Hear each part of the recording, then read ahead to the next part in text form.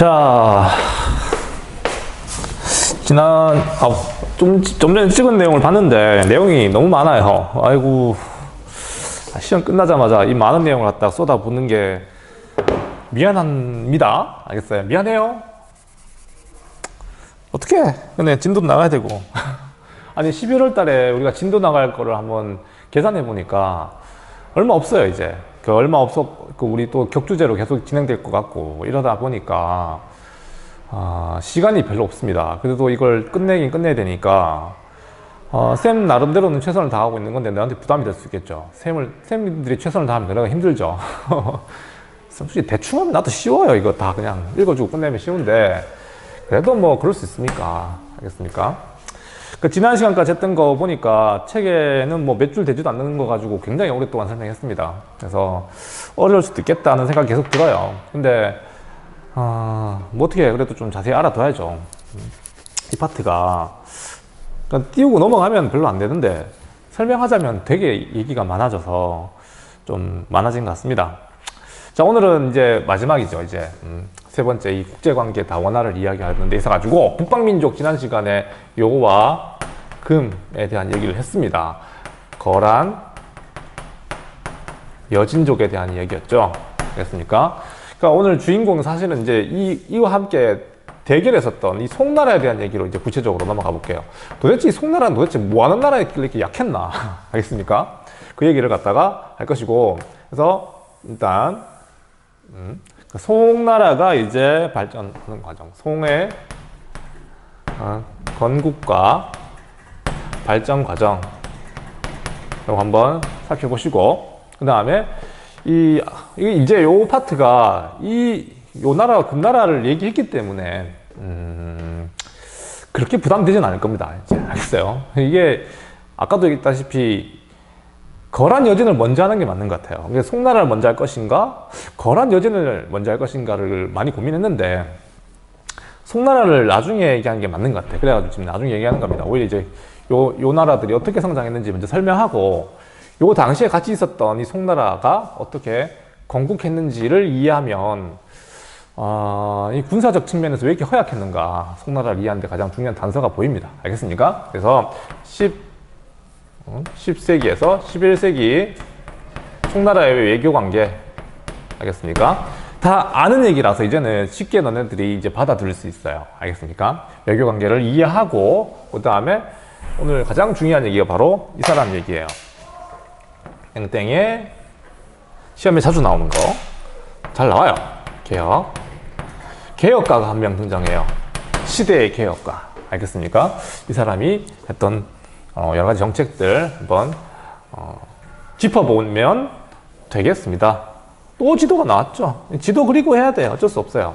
동아시아사는 동아시아 지도를 놓고 봐야지. 응? 아무리 설명해봤자 지도상에서 못 그리면은 아무런 이해가 안 됩니다.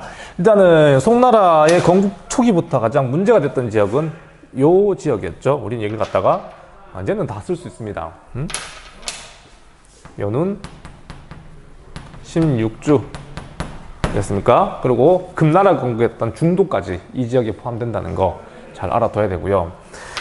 일단 송나라 주변 지역이 어떤 나라들이 있었는지 한번 살펴보겠습니다. 이제는 알겠습니까? 송이 건국했을 때 이거 900년대 10세기쯤 됩니다. 900년대에 이 주변 국가들이 일단은 한반도는 어떤 나라가 있었습니까? 한반도는 고려가 건국됐었고요.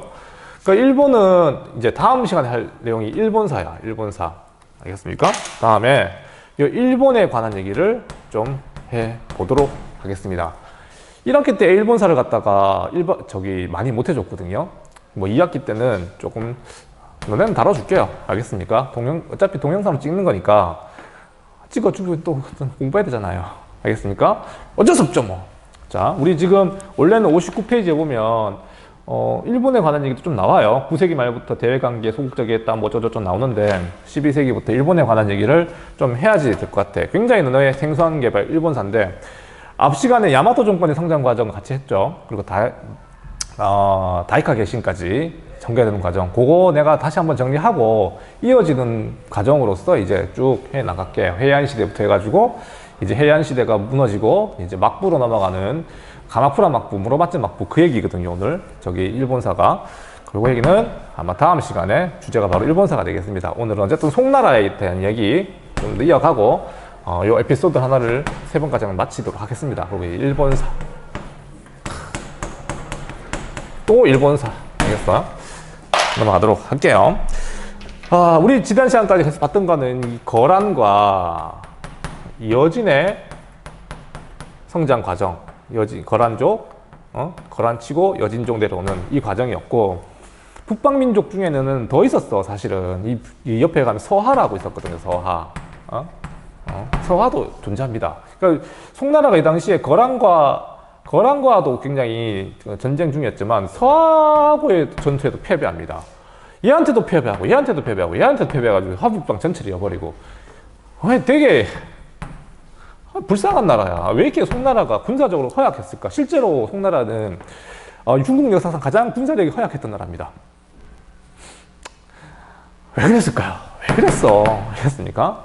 그 다음에 또 하나 우리가 잊었던 이야기가 이제 등장합니다. 우리 잊어버렸죠. 여기에도 나라가 있었다는 거. 여기 있었다는 거. 기억나나? 맞아요. 우리 베트남. 갑자기 또 베트남이 소환됩니다. 아유, 진짜.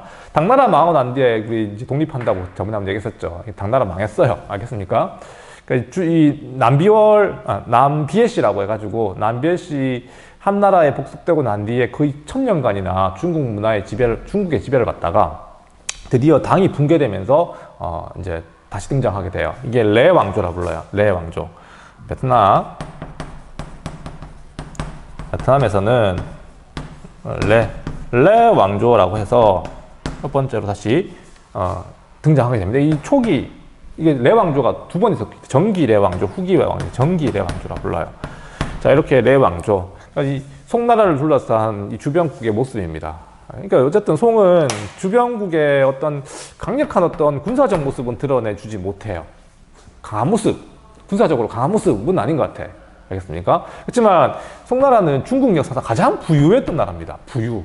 돈은 많았고 힘은 약하고, 우리는 이런 나라를 갖다 호구라 부르죠. 때리면 돈 나오는. 하여튼 그 정도로 취급되는 나라인데, 일단 송나라에 대해서 이제 구체적으로 조금 더 살펴보겠습니다. 일단 건국 과정을 볼게요. 이 건국 과정을 이제 살펴보면 이 송나라의 어떤 군사적 약점이 왜 드러나는지 이해가 됩니다. 일단은 이 건국자가 누구냐면, 건국자가 이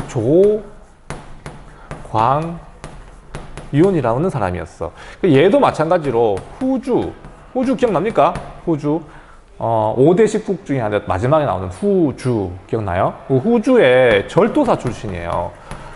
절도사. 이제 이 절도사라는 개념 여러분들 계속 이제 나오니까 이제 마지막으로 등장하는 거야. 사실은 알아둬야 됩니다. 절도사는 얘기했잖아. 당 시절에 현종 때부터 시작해가지고 변방을 지키던 장군을 일컫는 말이었습니다. 알겠습니까? 근데 이 절도사들이 당 후반기에 와서 중앙 정치에 개입하고, 이게 이제 정치적 난맥상과 겹쳐가지고 그 당시 당나라가 내부적으로 환관과 그 다음에 당쟁이라 부르기도 합니다. 그러니까 환관들이 이제 바로하면서 거기에 대해 저항하는 어떤 신하들, 거기 싸움에 휘말려 들면서 외척 세력들이 등장하고 이렇게 그랬거든요. 양국충이라든가 이런 애들 막 나오고 하는데 다 필요 없고, 어쨌든 거기에 이 절도사들이 중앙 정치판에 개입하면서 당나라가 절도사의 힘을 결국 통제하지 못하고 안사의 난을 겪고 붕괴되어 가는 과정 다 기억나죠? 알겠습니까? 어쨌든 이 절도사들은 당나라를 이해하는데 당 멸망의 결정적 계기를 하게 됐고, 결국에는 이 절도사들이 계속해서 이 혼란을 가져왔던 거였죠. 5대 19기라는 것 자체가. 마찬가지로 이 조광윤도 절도사 출신입니다. 근데 자기가 절도사 출신이다 보니 이제 특단의 조치가 필요한 거죠. 이 안정시키기 위해서는 결국에는 이 절도사를 가만둘 수가 없죠. 얘네들을 어떻게 없앨 건가 하는 문제, 가장 중요한 그 조광윤의 고민이었습니다. 자, 어쨌든 조광윤은 중앙 집권 체제를 완성한 거예요. 다시 한번 알겠습니까? 집권 체제를 구축하는데 성공했다고 보게 되겠죠. 그러니까 어떻게 얘들을 제거하는 이 절도사세를 없애는 게 가장 중요한 송나라 초기의 과제였던 거야. 알겠습니까? 자, 그래서 절도사를 어떻게 통제할 건가, 없애버릴 건가. 알겠습니까? 자, 우리는 그 두 가지 정책을 얘기할 수 있어요. 첫 번째, 황제 독재 체제 구축. 황제 독재 체제. 독재 체제. 말도 무섭다. 독재. 그 말 그대로 황제가 모든 걸 틀어지는 겁니다. 그러니까 과거에 이런 어떤 문제가 생겼던 이유 자체가 군사력을 갖다가 절도사가 가지고 있는 권한이 뭐냐면 사실상 제후하고 같았어요. 그러니까 황제가 임명하는 거는 맞지만 제후와 다르게 그 절도사 세력은 그 지방에서 사실상 재정권, 군사권, 뭐 행정 모든 걸 다 맡아 있기 때문에 막강했던 거였죠. 근데 이런 걸 갖다가 이제 없애는 게 중요한 과제가 됐겠죠. 어쨌든 황제 독재 체제는 이 절도사 세력을 갖다가 없애는 거야. 쉽게 이야기하면. 알겠습니까? 그래서 군사력도 전부 다 중앙정부에 집중시켜요. 그러니까 변방을 지켜야 하는 이런 어떤 그 과제를 갖다가 있음에도 불구하고 군사력을 갖다가 어디에 집중시킨다? 맞죠? 황제에게 모두 집중시켜버리는 거지. 그러니까 모든 군사적 권한은 지방 관리라든가 이런 지방의 군사 장군에게 맡기는 게 아니라 황제가 다 틀어지는 겁니다. 그 핵심이 바로 금군이라고 하는 거예요. 금군. 이게 금군이라고 하는 게 중앙군을 말하는 거야. 다시 말하면 중앙군. 군사력을 갖다가 송의 수도였던 카이펑, 개봉이죠. 해봉. 여기에 모두 다 집중시켜버리는 겁니다. 알겠어요? 그러니 황제권은 강화될 수 있으나 지방을 통제하는 어떤 그 군사력 자체는, 지방군 자체는 되게 약해지게 돼. 이게 이제 핵심인 겁니다. 황제권을 강화시키는 데 성공했지만 변방을 지킬 수 있는 군사력 자체가 붕괴는 아니지만 이제 약화될 수밖에 없었죠. 이해됩니까? 송나라의 어떤 군사 체제의 어떤 약점이 이런 어떤 비극을 불러온 거죠. 근분을 강화시켰다는 거. 알겠습니까? 그 다음에 또 하나 황제 독재 체제를 강화시키기 위해서 했던 정책이 뭐였냐면 과거제도를 기억해요. 내가 빨간 글씨 쓰네요. 과거제 개혁. 과거제. 갑자기 뜬금없이 과거제. 맞죠? 뜬금없죠? 과거제는 원래는 어디서 시행된 걸까, 이거? 고려 광종 나오면 말도 안 되는 거죠. 알겠습니까? 과거제는 원래 중국에서 시작된 건데 내가 어디서 시작됐는 거 말한 적 없어요. 알겠습니까? 과거제가 처음 시행된 나라가 어느 나라일까? 원래. 그게 원래 수나라 때입니다. 수나라 때 수나라는 살짝 얘기했죠, 쌤이. 문제, 양견이 세웠던 수나라, 그 사람 문제입니다. 그 다음에 양제 때 그냥 망해버렸거든요. 오래 가지도 못하고. 어쨌든, 그 시절에 만들어진 게 바로 과거제예요. 그러니까 과거에 관료를 어떻게 뽑았냐, 뭐 국풍 중정제 이런 것까지 다 이해해야 되는데 원래는 과거에는 시험 쳐서 뽑는 게 아니라 그냥 귀족의 어떤 집안 출신을 보고 그냥 뽑는 그런 제도가 국풍 중정제라 부르는 건데 향거리선 국풍 중정제 다 설명 너무 길고요. 어쨌든 과거에는 귀족들이 그냥 관직을 맡아서 한 거였죠. 알겠습니까? 근데 수나라 때는 처음으로 이제 시험을 쳐서 뽑는다는 이 개념, 알겠습니까? 시험을 쳐가지고 관료를 선발한다는 그 개념을 처음 도입한 게 수나라 때였습니다. 수문제 때. 알겠습니까? 수양제가 나 기억 안 나, 양광이었거든요.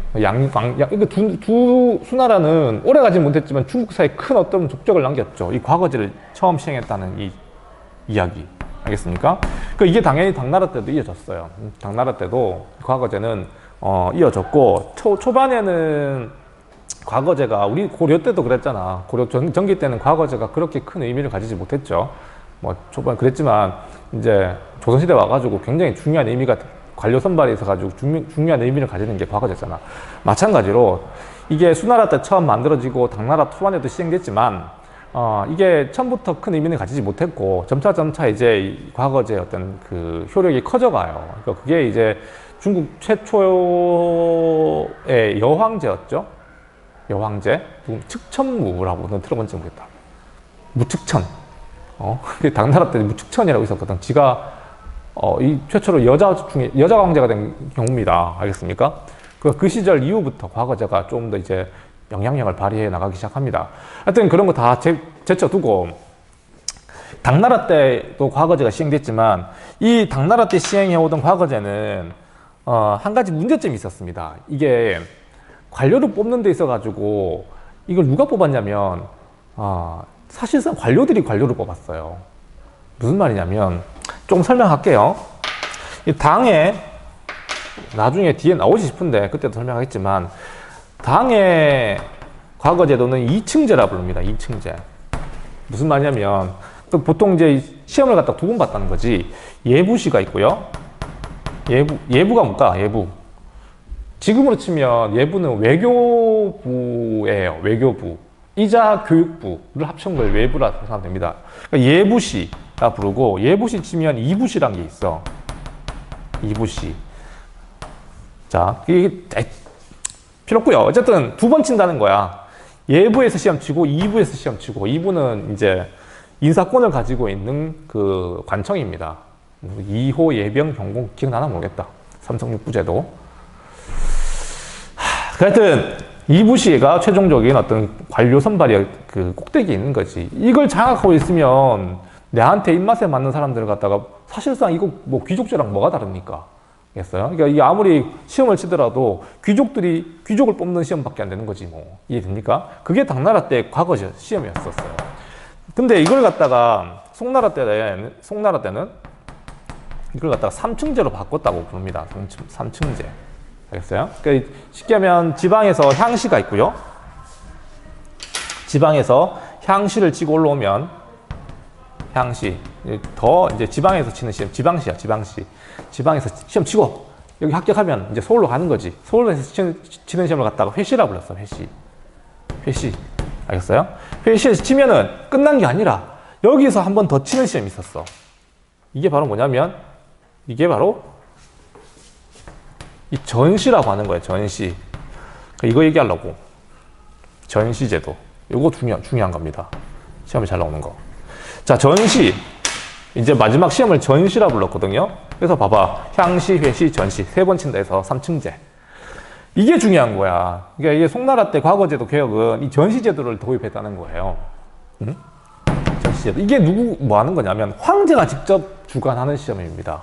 황제가. 그러니까 다시 말하면 과거에는 귀족들끼리 서로 뽑고 이게 끝내버린 시험이었지만 과거제가 이제는 황제가 직접 물론 이게 떨어뜨리는 건 아니었어요. 전시는 1등, 2등, 3등을 매겨주는 거지. 어쨌든 간에 그래도 이거는 황제가 직접 나를 갖다가 되게 높게 보셨다 이렇게 보는 거예요. 그러니까 우리도 지금 이 장원급제가 1등이야. 알겠습니까? 한 명밖에 안 나와요. 장원급제. 그러니까 대단한 겁니다.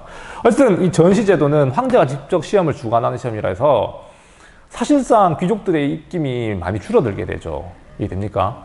자, 중요한 건 어쨌든 황제 독재 체제. 알겠습니까? 황제 독재 체제. 군사력을 갖다가 중앙군에 집중시키고요. 관료들을 갖다가 직접 뽑았어요. 황제가. 이해됩니까? 그래서 뭘 극복하려고 하는 걸까? 뭘 극복하려는 걸까? 이런 과거의 절도사라든가 권력이 지방에 분산되었던 이런 문제점을 갖다가 전부 다 중앙 권력으로 흡수해 나가는 과정이 바로 송나라의 황제 독재 체제였습니다. 알겠습니까? 게다가 엄청나게 많은 그 관료를 뽑아요. 자, 그래서 문신 관료 체제 이렇게 부르거든요. 문신 관료 중심 체제. 그러니까 과거와는 다르게 엄청나게 많은 관료들을 뽑습니다. 오케이? 그래서 이 관료들이 황제의 어떤 그 수족과 같이 그러니까 일을 해주는 그런 어떤 그 역할을 맡아가는 거죠. 과거에는 귀족들이 알아서 하는 거예요. 귀족들이 뭐 자기가 뭐 사람 부려가지고 막 하는 그런 시스템이었다면 송나라는 이렇게 철저하게 관료 등용 시스템을 정비해가지고 수많은 문신 관료들을 갖다가 등용해서 국가를 이끌어가는 이런 체제를 갖다가 문신 관료 중심이라고 부릅니다. 좋은 것 같아, 나쁜 것 같아? 좋은 거였죠. 맞죠? 국가 운영을 갖다가 이런 뛰어난 학자들을 고용해가지고 운영한다는 거. 근데 문제는 이런 사람들이 많게 되면 이게 송나라는 우리나라 조선과 비슷합니다. 알겠습니까? 그 조선이 문신 관료 체제였거든요. 그러니까 문신들이 모여가지고 뭔가 결정하려면 되게 느립니다. 그러니까 되게 말로 토론하고 이러다가 시간 다 가는 거야. 한 가지 결정하는 데 있어가지고 이 토론마다 다 가는 거야. 어쨌든 굉장히 되게 비효율적이죠. 너무나 많은 문신들이 모여서 토론하고 막 정책을 얘기하고 하는 건 좋으나 어쨌든 당파도 생기게 되고 이런 문제점이 등장했지만 어쨌든 황제권을 강화시키는 데는 성공하게 되죠. 중요한 건 얘들아, 어쨌든 송나라는 쉽게 망하지 않았던 중요한 이유가 뭐냐면 이 절도사를 갖다가 극복하게 된 거예요. 알겠습니까? 자, 절도사가 약화되고, 자, 그래서 이 문신 관료를 갖다 뭐라고 하냐면 이때부터 사대부라고 부릅니다. 사대부 중심. 국가 운영을 갖다가 이런 그 무신이 아니라 문신 관료들이 주도하는 사대부 중심 사회로 넘어가게 된 게 바로 송나라 때 중요한 변화입니다. 여러분들 이까지는 알 필요 없지만 5대 19기라고 하는 이 시기는 배웠죠? 굉장히 짧은 시기예요. 중국에서 혼란기 중에 가장 짧았던 시기입니다. 그렇지만 중국 사회에서도 굉장히 중요한 시기라고 얘기해요. 당송변혁기라 얘기하거든. 당나라 때 그 지배층을 갖다가 귀족이라 부른다면 송나라 때 지배층을 갖다가 사대부라 불러. 그러니까 문신 관료로 바뀌게 되는 거예요. 귀족이 몰락하고 새로운 지배층에도 사대부가 등장하는 그 마디가 바로 5대 19기입니다. 알겠어요? 그러니까 그 혼란기를 겪으면서 이 절도사를 중심으로 했던 그 귀족들이 다 몰락해버리고, 국가를 운영하는, 주체들이 전부 다 이제 문신 관료, 사대부 중심으로 바뀌게 된 계기. 그게 바로 당나라에서 송나라로 건너가는 중국사의 큰 변화라고 우리는 얘기합니다. 알겠어요? 그까지 알면 좋겠지만, 어쨌든 송나라의 이런, 중앙집권화 정책, 황제 독재 체제, 이런 건 잘 알아둬야 됩니다. 잘 나와요. 전시제도 이런 거. 이번 강과지 전시제도, 과거제도 개혁에 이 전시제도 도입했다는 거, 금군 강화. 자, 이런 것들 체크해 두시고. 자, 이제 이런 송나라 내부적인 어떤 과제와 문제점을 이제 이해하고 보면 이게 이해되는 거죠. 그래서 우리 이 당시에 등장했던 이 거란과의 관계, 맞죠? 이 거란과의 관계가 이해가 됩니다. 거란. 거자가 같죠? 거란. 이 거란과의 연운 16주 문제에서 결국에는 패배하고 여기에서 맺은 조약이 뭐였었어? 이게 했던 거니까. 뭡니까? 전연의 맹약. 기억납니까? 전연의 맹약을 체결하게 되고 패배한 거죠. 거란에게 군사적으로. 이해됩니까? 지금 이 전연의 맹약의 조건이 뭐였냐면 이 송나라가 결국에는 이 연운 16주도 얻지 못하고 형제 관계를 맺는 거야. 거란과 형제 관계. 누가 형이겠노? 물론 송나라가 형입니다. 조금 비슷하고 형이고 이게 동생이라고 하는 그렇게 관계 맺고 형이 동생에게 너네 그 세뱃돈은 누가 누구에게 줍니까? 세뱃돈은 어른이 아랫사람에게 주는 게 세뱃돈이지? 맞죠? 그 세배는 그런 것처럼 매년 세패를 갖다가 바치고 세패가 말이 그냥 선물이라고 하는 거지만 세패라고 하는 말은 그냥 윗사람이 아랫사람이 주는 선물처럼 이해하면 됩니다. 세패라고 적었지만 사실 이거 거란한테 공물을 바치는 거 똑같은 거죠. 알겠습니까? 비단 20만 필이었던가? 몇십만 양이 갖다 바치면서 세패를 제공하기로 하면서 끝낸 전쟁이 바로 이 거란과의 전쟁이었습니다. 자, 어쨌든 송나라는 군사적으로도 또 패배하고 매년 이런 세패도 제공하면서 그냥 거란과 평화관계를 유지한 거였죠. 연운 16주 포기하고. 알겠습니까? 자, 이런 식이었고, 아까도 얘기했지만 이 서하라고 하는 나라도 있는데 많이 얘기 안 했습니다. 서하와의 전쟁에서도 패배합니다. 패배. 알겠습니까? 이것도 마찬가지. 결국에는 이 서한테도 세패를 제공하면서 그냥 전쟁을 끝냈어요. 그러니까 송나라 주변 국가와 싸워서 다 줍니다. 알겠어요? 왜 이렇게 허약한 나라는? 더 깊게 얘기하면 설명할 수 있는데 얘기 안 하겠습니다. 어쨌든 군사적으로 굉장히 좀 약점이 많았다. 송나라가. 알겠습니까? 이 문신 관료 중심 체제가 강화되다 보니 알겠습니까? 너무나 많은 절차와 어떤 그 결정상의 어떤 그 비효율성 이런 것들이 군사력 약화를 가져왔다고 보면 되겠고, 어쨌든 주변국에게 세패를 제공하면서 평화를 갖다가 사는 정책. 어떻게 보면 송나라는 이게 또 뭐 합리적일 수도 있습니다. 군사력 강화시켜가지고 저 계속 전쟁하느니 그냥 주변국에게 뭔가 베푼다 생각, 우리 봉사활동한다 생각하면 되겠죠. 뭐 우리도 국제구호단체 돈 좀 내고 그러잖아. 마찬가지로 그렇게 그냥 다스리는 것도 나쁘지 않은 정책이었던 것 같아. 그래서 이런 식으로 이제 국가 외교를 갖다가 하게 되는데, 문제는 얘들아, 문제는, 자 잠깐만 확인하고, 문제는 25분이네. 5분 만에 끝나야 되는데, 왜 이렇게 한 방에 안 끝날까요? 자, 너무나 많은 재정이 소모된다는 거지. 너무나 많은 재정.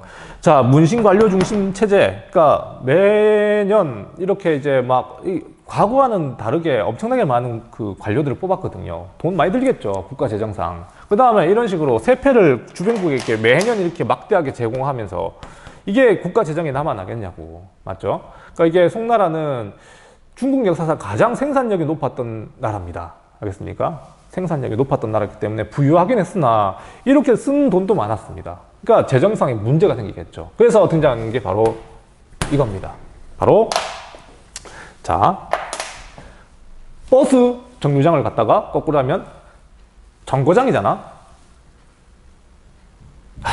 그만할게. 장거정의 개혁이라고 부릅니다. 정거장, 장거정. 드립 살았는데 순발력이 떨어지네요. 자, 장거정 미쳤다. 내가 미쳤구나. 명나라하고 헷갈렸어요. 하하. 여기 이 금요일날에, 지금 금요일날 찍고 있거든? 되게 좀 긴장감이 떨어져서 그런가? 말란다. 자, 장거정은 명나라 때 기억인데. 자, 왕한석입니다. 왕한석의 개혁. 이 사람 되게 중요합니다. 왕한석. 자, 이 왕한석을 갖다가 신법이라 불러요. 신법. 알겠어요? 중요하니까.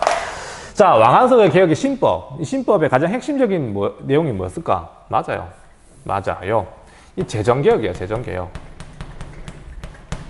자, 우리 송나라의 재정개혁 되게 중요합니다. 막대한 어떤 군사비 지출과 그 다음에 이런 세패 제공 이런 것들이 문제가 되었기 때문에 재정을 갖다 그대로 둘 수가 없었습니다. 자, 그래서 대표적인 재정개혁을 균수법, 그 다음에 청묘법, 그 다음에 평준법, 시역법 이런 것들이 있는데 몰라도 되고요. 그냥 재정을 갖다가 건전하게 만들기 위한 개혁이었다라고만 이해하면 됩니다. 재정개혁. 알겠습니까? 그 다음에 또 문제가 뭘까? 너무나 군사적인 문제가 많았잖아. 맞아요? 군사개혁. 군사개혁. 개혁이라고 부르는데, 보가법, 보마법, 그 다음에, 이거 기억 안 나노? 이거. 장병법이라 맞다. 나도 기억 안 난다, 얘들아. 나도 기억 안 나는데, 너네도 외울 필요가 없습니다. 이런 것들은 전부 다 뭐 하기 위한 거? 군사력 강화를 위해서 했던 정책이었다. 그렇게 이해하면 됩니다. 알겠습니까? 근데 중요한 건 얘들아, 이건 왕한법의 신법, 재정개혁, 군사개혁이 성공했을까, 실패했을까? 실패했죠. 개혁이 성공하면 국가가 계속 가는 거지. 실패로 돌아갑니다. 누가 반대했냐면 사대부들의 반대.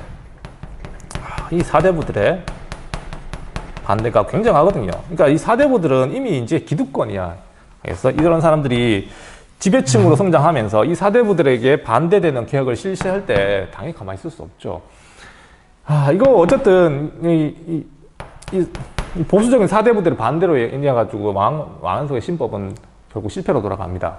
그러니까 국가가 재정 확보를 위해서 뭔가 사업을 하고 하려고 했는데 이게 이제 사대부들의 어떤 기득권과 충돌하는 부분이 많았었거든요. 결국 실패로 돌아가게 되고, 우리 다음 시간에 보게 되겠지만 결국에는 이런 어떤 군사적 개혁 실패가 끝나가죠. 실패가 이제 여진에게 화북 지방 전체를 갖다가 내어주는 그런 계기가 됐던 거. 자, 여기까지 하겠습니다.